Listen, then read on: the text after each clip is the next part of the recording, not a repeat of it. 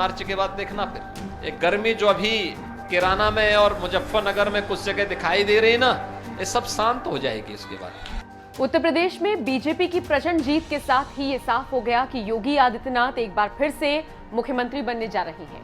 अपनी सख्त छवि, कड़े तेवर और अपराधियों की नकेल कसकर रखने वाले योगी आदित्यनाथ की वापसी पर जहां एक तरफ यूपी की जनता जश्न मना रही है,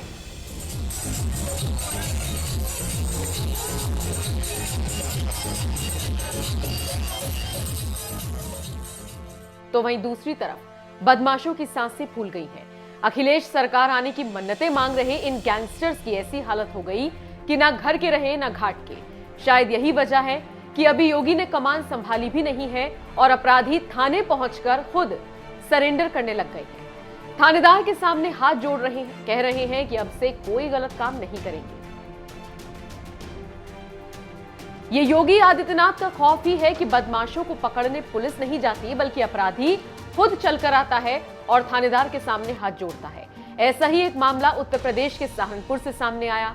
यहां पर चिलकाना थाने में मंगलवार को हिस्ट्री शीटर्स और गैंगस्टर्स की लंबी लाइन लगी। कतार में खड़े ये अपराधी थाने में हाजिरी लगाने पहुंचे और कस्में खाने लगे कि आगे से कभी अपराध नहीं करेंगे। इस दौरान थाना इंचार्ज भी उन्हें कानून का पाठ पढ़ाते हुए नजर आए।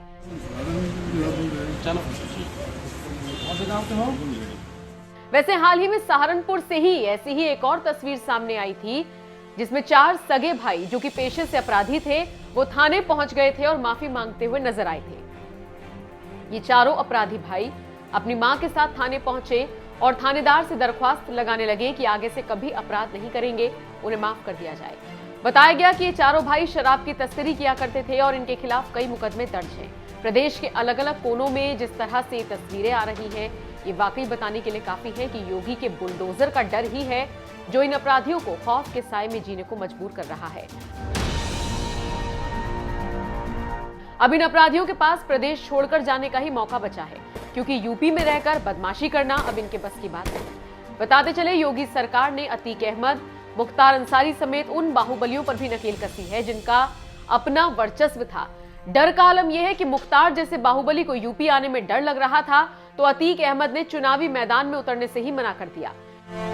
योगी सरकार में अपराधियों के पतन का अंदाजा आप इसी से लगा सकते हैं। आपको बता दें, ऐसा ही एक किस्सा कुछ वक्त पहले शामली से भी सामने आया था, जहां पर बदमाश खुद सरेंडर करने के लिए थाने पहुंच गए थे। बहरहाल, आपका इस खबर पर क्या कहना है, कमेंट करके जरूर बताएं। तो इस समय जब आए तो उनको यही बोलने की आवश्यकता है। आपने जिन्हें पिछली बार विधायक बनाया था वे दल बदल कर रहे थे, भाग रहे थे इस पार से उस पार, उस पार से इस पार। पिछली बार वे यही कर रहे थे और आगे भी उनको यही करना है। वे अभी से फिर से अपना रास्ता बना रहे हैं, लेकिन मैं तो पहले ही बोल चुका हूं, जो दंगा के मंसूबे के साथ इस समय अपना सिर उठाने का प्रयास कर रहे हैं। 5 वर्ष तक ये सभी लोग बिलों में घुसे थे, दुबके हुए थे। जो थोड़े बहुत कभी सब्जी के लिए निकलता था, पुलिस पकड़ती थी, अगले दिन गले में तख्ती लगा करके आता था, कहा साहब बकस दो, बस सब्जी बेच करके अपना परिवार का भरण पोषण कर लेंगे।